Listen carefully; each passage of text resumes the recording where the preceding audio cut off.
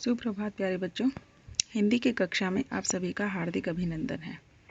आज की हिंदी की कक्षा में हम बाल राम कथा के अध्याय 3, 4 व 5 के प्रश्नों को हल करेंगे। तो पहले अध्याय 3 दो वरदान के क्वेश्चन आंसर देखते हैं।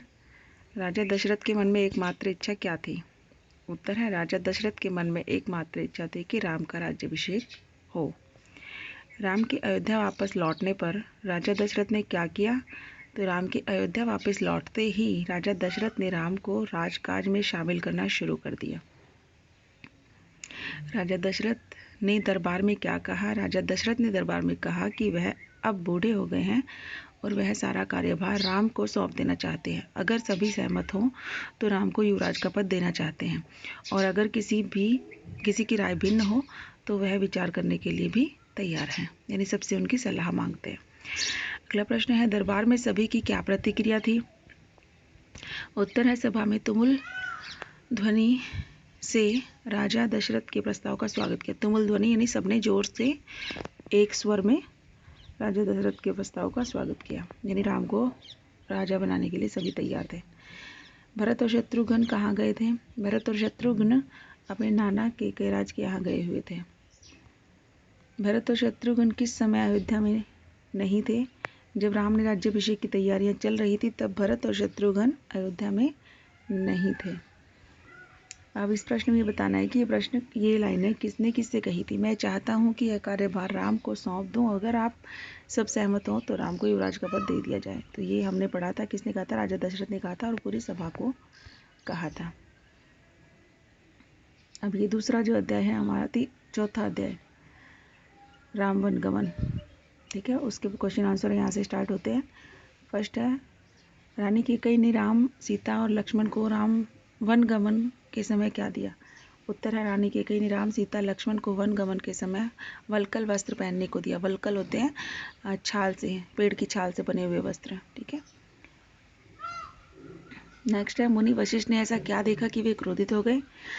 तो सीता को तपस्विनी के वेश में देखकर मुनि वशिष्ठ क्रोधित हो गए। राम ने सुमंत को रथ तेज चलाने के लिए क्यों कहा? राम चाहते थे कि नगरवासी उनके पीछे ना आए, वे थककर वापस अपने घरों को लौट आए, इसलिए उन्होंने रथ तेज चलाने के लिए कहा था। अगला प्रश्न है, अयोध्या की सीमा पर पहुंचकर राम ने क्या किया? अयोध्या की सीमा पर पहुंचकर राम ने मुड़कर अपनी जन्मभूमि को प्रणाम किया और कहा, हे जननी, अब 14 वर्ष ही दर्शन हो सकेंगे, 14 वर्ष बाद ही दर्शन हो सकेंगे।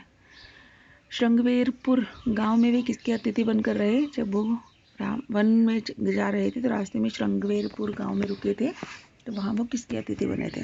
तो श्रृंगवेरपुर गांव में वे निषाद राज गुह के अतिथि बनकर रहे थे। दशरथ ने प्राण कब त्यागे? तो राम के वनगमन के 6ठे दिन दशरथ ने प्राण त्याग दिए।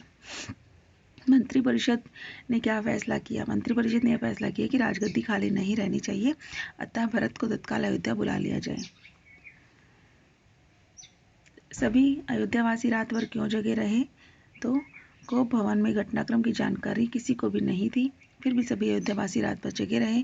कैकेयी भरत को राज दिलाने और राम को वन भेजने की अपनी जिद पर अड़ी थी और दशरथ उसे मनाने का प्रयास कर रहे थे, इसीलिए वे दोनों जगे रहे। नगरवासी राज्याभिषेक की तैयारियों में रात भर जगे रहे, तो मुनि वशिष्ठ राम के राज्याभिषेक की प्रतीक्षा में जगे रहे, यानी सब किसी न किसी कारणवश जगे थे। अगला प्रश्न है, महामंत्री सुमंत असहज क्यों थे? तो महामंत्री सुमंत ने पिछली शाम से ही महाराज दशरथ को नहीं देखा था, इसीलिए वह असहज थे। महाराज को बुलाने के लिए कैकेयी ने महल की सीढ़ियां चढ़कर जाते समय उन्हें एक अनजाने डर ने घेर लिया। महल में बीमार और दीनहीन राजा दशरथ को पलंग पर पड़े देख चिंतित हो उठे। जब कैकेयी ने उन्हें राम को बुलाने के लिए कहा, तभी उनका मन आशंकाओं से भर उठा। राम के निवास का दृश्य कैसा था? सुमंत ने वहां का आगमन पर क्या प्रतिक्रिया हुई? राम जब वहां पहुंचा तो क्या दृश्य था वह बताना है। तो राम के निवास के बाहर भीड़ थी, लक्ष्मण भी वहां नहीं थे। वे भवन को सजाया गया था और उनकी चमक देखते ही लक्ष्मण भी वहीं थे। राम भवन को सजाया गया था और उनकी चमक देखते ही बनती थी। सुमंत ने वहां पहुंचते ही कोलाहल बढ़ गया। लोगों ने समझा वह राज्याभिषेक के लिए राम को आमंत्रित करने आए हैं। सुमंत ने राम को बताया कि महाराज दशरथ ने उन्हें बुलाया है राशि वस्त्रों में सज्जित दोनों राजकुमार इस आकस्मिक बुलावे का कारण समझ नहीं पा रहे थे। जनता राम की जय जयकार में लगी हुई थी। कैकेयी ने राम से राजा दशरथ की असह स्थिति का कारण क्या बताया? तो कैकेयी ने राम से कहा कि वर्षों पहले दशरथ ने उन्हें 2 वरदान देने का वचन दिया था। अब वे अपने दोनों वरदान मांग रही है तो वे अपने वचन से पीछे हट रहे। यह शास्त्र सम्मत नहीं है तथा रघुकुल की नीति के विरुद्ध है। कैकेयी ने राम से कहा कि उसकी इच्छा है कि राज्याभिषेक भरत का हो, राम को 14 वर्ष वन में रहना रहे। राम ने सीता को अपने साथ चलने की स्वीकृति क्यों दी? ठीक है, जब राम वन में जाने लगे तो सीता भी उनके साथ जाने को तैयार हुई, तो इस चीज के लिए राम राजी क्यों हुए? उत्तर है, राम ने सीता को सारा हाल सुनाकर विदा मांगी तथा उनसे महल में रहकर माता पिता की सेवा करने का आग्रह किया। राम ने 14 वर्ष बाद सीता से पुनः मिलने का वादा भी किया। सीता यह सब सुनकर व्याकुल हो उठी तथा क्रोधित भी हुई। फिर उन्होंने राम के साथ स्वयं भी वन जाने का प्रस्ताव रखा। अंततः राम को उनकी बात मानकर अपनी स्वीकृति देनी पड़ी। अगला प्रश्न है, दीनहीन राजा को देख सुमंत के मन में अनेक आशंकाएं उठी। कैकेयी ने सुमंत की शंकाओं का निवारण कैसे किया?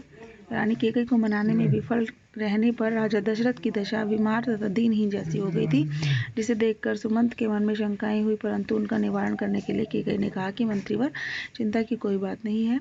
महाराज राज्याभिषेक के उत्साह को पूरी रात जगे हैं तथा बाहर निकलने से पूर्व राम से बात करना चाहते हैं। दशरथ ने भी क्षीण स्वर में राम को बुलाने की आज्ञा दी। इस तरह सुमंत की शंकाओं का निवारण हो गया। अगला प्रश्न है, राजा दशरथ कैकेयी को मनाने में विफल रहे पर कैकेयी के चेहरे पर प्रसन्नता कैसे वापस लौटी?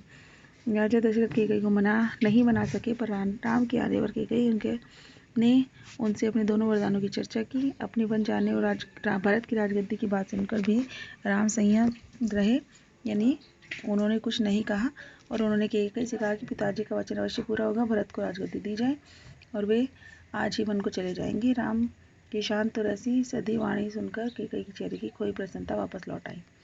राम अपने साथ सीता को वन क्यों नहीं ले जाना चाहते थे? राम जानते थे कि वन का जीवन और महल के जीवन में जमीन आसमान का अंतर है। वे वन के जीवन को बहुत ही कठिन मानते थे। वहाँ न खाने पीने की कोई व्यवस्था थी, न रहने का कोई ठिकाना था। कदम कदम पर कठिनाइयाँ मिलती थी और जंगली जीवों और निशाचरों का भय भी हमेशा बना रहता था। सीता महलों में पली बड़ी थी, ऐसा जीवन वे कैसे जी सकती थी? यही सोचकर राम अपने साथ सीता को वन नहीं ले जाना चाहते थे। अगला प्रश्न है, यानी कि महल और जंगल के जीवन में रात दिन का अंतर था। ठीक है, वहाँ बहुत परेशानियाँ आने वाली थी, उसको पता था, इसलिए वो मना कर रहा था। अयोध्या में ऐसी कौन सी घटना घटी कि वहाँ उत्सव की जगह उदासी छा गई? राम को अयोध्या का युवराज बनाया जाएगा। राजा दशरथ इसकी घोषणा कर चुके थे। अगली सुबह उसका राज्याभिषेक होना था। इस बात को से सारी अयोध्या में चारों ओर खुशी छा गई और उत्सव का वातावरण बन गया। जब कैकेयी ने राजा दशरथ से भरत को राजगद्दी और राम के 14 वर्ष वनवास का वरदान मांगा और पिता के वचनों का पालन करते हुए राम वन जा रहे थे, यह खबर चारों तरफ फैल गई और उत्सव की जगह उदासी छा गई। अगला प्रश्न है, राम के चरित्र से तुम्हें क्या शिक्षा मिलती है? तो राम धीर, वीर तथा अत्यंत पराक्रमी थे। धीर का मतलब होता है धैर्य रखने वाले, वीर का मतलब साहसी और अत्यंत पराक्रमी थे, लेकिन उनमें विनम्रता, उदारता और आज्ञाकारिता का गुण भी कूट कूट कर भरा हुआ था। जब कैकेयी ने भरत के लिए राजगद्दी तथा राम के लिए 14 वर्ष का वनवास मांगा तो राम ने इसे सहर्ष स्वीकार कर लिया। सहर्ष मतलब खुशी के साथ। और कैकेयी, राजा दशरथ तथा भरत यहाँ किसी पर भी क्रोध नहीं किया। वे अयोध्या का राज्य छोड़कर वन को चले गए। राम के चरित्र से हमें माता पिता की आज्ञा पालन करने की प्रेरणा मिलती है। इसके अलावा विनम्र रहने की शिक्षा भी मिलती है। अगला प्रश्न है, कैकेयी भवन से निकलकर राम सीधे अपने माँ कौशल्या के पास गए तथा उन्हें सारा विवरण देकर अपना निर्णय सुनाया। कौशल्या यह बात सुनकर सुध खो बैठी। राम ने उन्हें समझाया। कौशल्या राम को रोक लेना चाहती थी। उनका मन था कि राम भले ही राजगद्दी छोड़ दें, परंतु वन न जाएं, अयोध्या में ही रहें।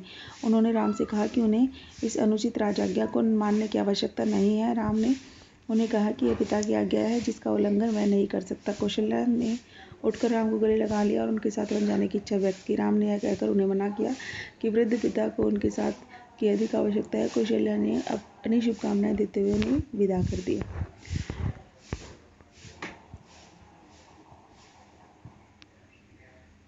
अब ये राम के वन गमन का समाचार प्रसारित होने के बाद नगर तथा महल की घटनाओं का वर्णन करें। राम के वन गमन का समाचार तेजी से पूरे नगर में फैल गया। नगरवासी दशरथ तथा कैकेयी को धिक्कार रहे थे। कुछ देर पहले जहाँ उत्सव की तैयारियां थी वहाँ उदासी ने घर कर लिया था। यानी सब लोग उदास हो गए थे, उदासी छा गई थी। लोगों ने के आंसुओं से सड़कें गीली हो गई थी। सबकी यह इच्छा थी कि राम और सीता वन ना जाएं। वे उन्हें रोकना चाहते थे परंतु बेबस थे। राम, सीता और लक्ष्मण जंगल जाने से पहले पिता का आशीर्वाद लेने गए। राम के आने पर दशरथ उठकर बैठ गए और उनसे कहा कि वे विवश हैं, परंतु राम पर कोई विवशता नहीं है। वे चाहते हैं कि राम उन्हें बंदी बनाकर राज सिंहासन का अधिकार कर लें। राम यह सुनकर दुखित हो गए। उन्होंने कहा कि उन्हें राज्य का लोभ नहीं है तथा पिता से आशीर्वाद मांगा। राम ने पुनः सभी के वन जाने की आज्ञा मांगी और महल से निकल पड़े। राम, लक्ष्मण, सीता के वनगमन पर अयोध्या वासियों की क्या दशा हुई। तो राम ने सबसे अनुमति मांग वन की ओर प्रस्थान किया। उनके पीछे लक्ष्मण और सीता चली। महल के बाहर रथ लिए सुमंत उनका इंतजार कर रहे थे। रथ पर आरूढ़ होकर राम ने सुमंत से रथ तेजी से चलाने को कहा। नगरवासी रथ के पीछे दौड़े और राजा दशरथ और माता कौशल्या भी पीछे पीछे चले। पुरुष, महिलाएं, बूढ़े, जवान और बच्चे सभी रो रहे थे। सभी रथ के पीछे मीलों दौड़ते रहे। यह देखकर राम भावुक और विचलित हो उठे। उन्होंने सुमंत से रथ और भी तेज चलाने के लिए कहा ताकि वे लोग थक कर हार कर पीछे छूट जाए और अपने घर लौट जाएं। राजा दशरथ दूर जाते रथ को देखते रहे। रथ दिखना बंद होते ही वे धरती पर गिर पड़े। अब यहाँ से चित्रकूट में भरत जो अध्याय नंबर 5 है उसके प्रश्न उत्तर शुरू होते हैं। पहला प्रश्न है उसका, कैकेयी राज ने भरत को किसके साथ विदा किया। कैकेयी राज ने भरत को 100 रथों और सेना के साथ विदा किया। दशरथ की मृत्यु का समाचार भरत को किसने दिया। दशरथ की मृत्यु का समाचार भरत को कैकेयी ने दिया। मंथरा की भूमिका का पता चलने पर शत्रुघ्न ने क्या किया। तो मंथरा की भूमिका का पता चलने पर शत्रुघ्न अपने बाल पकड़कर खींचते हुए भरत के पास ले आए। वह उन्हें जान से मार देना चाहते थे लेकिन भरत ने उन्हें बचा लिया। लक्ष्मण सेना देखकर उत्तेजित क्यों हुए। लक्ष्मण को सेना देखकर यह भ्रांति हुई कि भरत उन्हें मारने के लिए आ रहे हैं ताकि वह एक क्षत्र राज्य कर सके, इसलिए वे उत्तेजित हो गए। राम ने लक्ष्मण को क्या समझाया। राम ने लक्ष्मण को समझाया कि वीर पुरुष धैर्य का साथ कभी नहीं छोड़ते, हमें प्रतीक्षा करनी चाहिए। उतावलापन ठीक नहीं है, यानी किसी भी चीज़ के लिए उतावलापन नहीं होना चाहिए। भरत की चिंता का क्या कारण था। अयोध्या की घटनाओं से अनभिज्ञ होते हुए भी भरत चिंतित थे। उन्होंने एक अजीब सा स्वप्न देखा था। उन्होंने देखा था कि वृक्ष और समुद्र सूख गए हैं, चंद्रमा धरती पर गिर पड़े हैं, एक राक्षसी पिता को खींच कर ले जा रही है, वे रथ पर बैठे हैं और रथ गधे खींच रहे हैं। भरत इस स्वप्न का अर्थ नहीं समझ पा रहे थे लेकिन इसके कारण भयभीत थे। अयोध्या नगरी को देख भरत के मन में क्या भाव उठे। अयोध्या नगरी को भरत ने दूर से देखा तो चिंतित हो उठे। नगर उन्हें सामान्य नहीं लगा, सब कुछ बदला हुआ सा था। अनिष्ट की आशंका उनके मन में और गहरी हो गई थी। उन्होंने कहा, यह मेरी अयोध्या नहीं है, क्या हो गया है इसे। सड़कें सूनी हैं, बाग बगीचे उदास हैं, इतनी चुप्पी क्यों छाई हुई है। नगर की हर्ष ध्वनि कहाँ खो गई है। किसी ने भी भरत के प्रश्नों का उत्तर नहीं दिया। भरत और कौशल्या में क्या बातें हुई। भरत कौशल्या से लिपटकर बच्चों की तरह बिलख कर रो पड़े। आहत कौशल्या ने उनसे कहा कि अयोध्या का राज अब भरत का है, लेकिन कैकेयी द्वारा राज लेने का अपनाया गया तरीका अनुचित था। वह उनसे प्रार्थना करती थी कि भरत उन्हें भी राम के पास वन में भिजवा दें।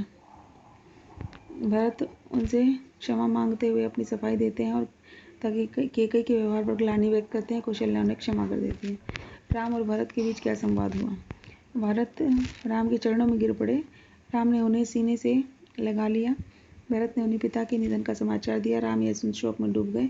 वह भरत के साथ पहाड़ी से नीचे उतरकर नीचे गए तथा माताओं, गुरुजनों और नगरवासियों से भेंट की। अगले दिन भरत ने राम से अयोध्या चलकर राज्य ग्रहण करने का आग्रह किया एवं बार बार विनती की, परंतु पिता की मृत्यु के बाद उनका वचन तोड़ने के लिए राम तैयार नहीं हुए। निराश भरत राम की खड़ाऊ लेकर वापस आ गए और इस भावना के साथ कि राज सिंहासन पर वही पादुकाएं विराजमान रहेंगी। अयोध्या पहुंचकर भरत ने क्या किया। अयोध्या पहुंचकर भरत ने राम की चरण पादुकाओं का पूजन किया। चरण पादुकाएं यानी वो पैर में पहनने के खड़ाओं की तरह से आते हैं ना, जो लकड़ी के चप्पल, उन्हें चरण पादुका कहते हैं। तो वो ला करके और उन्हें सिंहासन पर बिठा दिया और उनकी पूजा की। उन्होंने राम की इस धरोहर की रक्षा करने, उनकी गरिमा पर आँच नहीं आने देने का प्रण लिया। वह अयोध्या में नहीं रुके, तपस्वी के वस्त्र पहनकर नंदीग्राम चले गए। उनकी अब एक ही इच्छा थी कि वे राम की चरण पादुकाओं को राम के चरणों में देखें। उन्होंने कहा कि वे 14 वर्ष राम के लौटने की प्रतीक्षा करेंगे।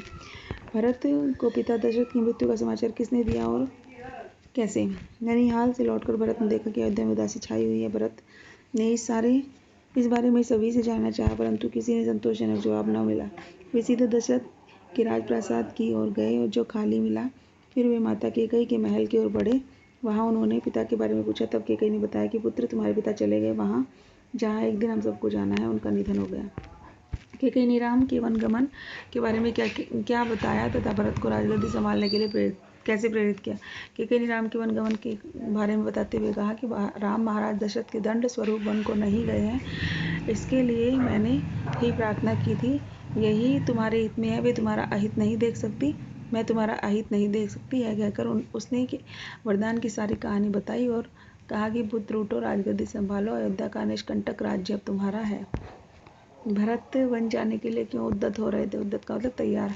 तो राजा दशरथ की मृत्यु के बाद अयोध्या का राज सिंहासन खाली था। यह देख मुनि वशिष्ठ ने भरत और शत्रुघ्न को बुलाकर राजकाज संभालने के लिए कहा। भरत ने मुनि का आग्रह स्वीकार करते हुए राज्य पर राम का अधिकार बताया। राम ही राज्य के सच्चे अधिकारी हैं। राज्य का कार्यभार संभालना ही भी भरत पाप समझते थे। उन्होंने वन जाने का निश्चय किया ताकि राम को अयोध्या वापस लौट सके। भरत के चरित्र से तुम्हें क्या शिक्षा मिलती है? तो हमें भरत के चरित्र से त्याग, भ्रातृप्रेम, नीति के अनुसार आचरण करने जैसी अनुपम सीख मिलती है, जो अन्यत्र दुर्लभ है। भरत ने हाथ आए अयोध्या के निष्कंटक राज्य को टुकरा दिया, जो त्याग का अनुपम उदाहरण है। भरत कदम कदम पर नीति के अनुसार आचरण करते हैं। ननिहाल से आने के बाद जब उन्हें राम वनगमन के लिए कैकेयी दोषी नजर आती हैं तो वे उन्हें भी बुरा भला कहते हैं और राम को मनाने वन चले जाते हैं। भ्रातृप्रेम का एक ऐसा उदाहरण दुर्लभ है। भरत और कैकेयी के बीच क्या वार्तालाप हुआ? भरत महल पहुंचते ही महाराज दशरथ के भवन में जाते हैं और वहां उन्हें न पाकर कैकेयी के भवन की ओर बढ़ते हैं। कैकेयी उन्हें गले लगा लेती है और भरत के पूछने पर उन्हें पिता के निधन का समाचार देती है। भरत यह सुन शोकाकुल यानी दुख में डूबकर विलाप करने लगते हैं। कैकेयी तब उन्हें 2 वरदान की पूरी कहानी सुनाती है और कहती है कि उन्होंने ही राम को वन भेजने की प्रार्थना दशरथ से की थी। यह सब उन्होंने भरत के हित के लिए किया था, इसलिए यह भरत से अयोध्या का राज संभालने के लिए कहती है। और क्रोधित भरत चीख पड़ते हैं और माता को धिक्कारते हुए कहते हैं कि वह राम को मनाकर वापस लाएंगे और उनके दास बनकर रहेंगे। क्या कहते उत्तेजित भरत चक्राकर धरती पर गिर पड़े। अगला प्रश्न है, भरत ने वन जाने का निर्णय क्यों किया? उनकी चित्रकूट यात्रा का वर्णन, यानी कि वो वन में चित्रकूट में जहाँ राम रह रहे थे ना, वहाँ पर क्यों गए, इसका वर्णन और वहाँ क्या दृश्य थे उसके बारे में बताना है। तो भरत अयोध्या की राजगद्दी संभालने को किसी भी तरह राजी नहीं होते हैं। वह राम को मनाकर वापस लाने के लिए गुरु वशिष्ठ, नगरवासी और अयोध्या की चतुरंगिनी यानी 4 प्रकार की जो सेना होती है ना, पैदल, हाथी, घोड़े और रथ वाले, तो वो सब लेकर के वन में निकल पड़े। राम उस समय गंगा पार कर चित्रकूट पहुंच चुके थे। वहाँ महर्षि भारद्वाज के आश्रम में से कुछ दूर एक पहाड़ी पर उन्होंने अपनी पर्णकुटी बना ली थी। पर्णकुटी यानी पत्तों की एक कुटिया सी। मुनि भारद्वाज के आश्रम पहुंचकर भरत को राम का समाचार मिला।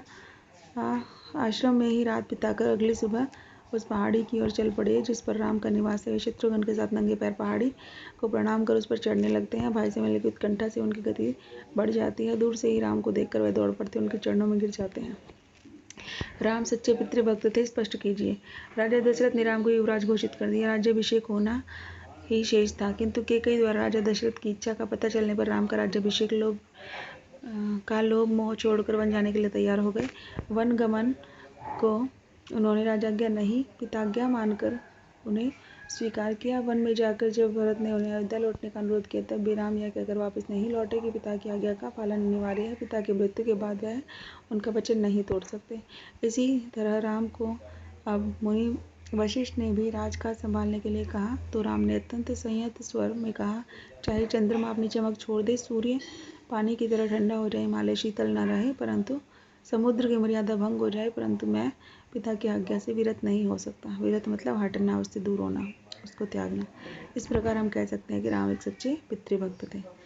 तो बच्चों, क्वेश्चन आंसर ये कंप्लीट हो गए हैं। ये तीनों अध्याय आपको स्वयं पढ़ने हैं और क्वेश्चन आंसर यहाँ से देख करके आपको सॉल्व करने हैं। ठीक है, धन्यवाद।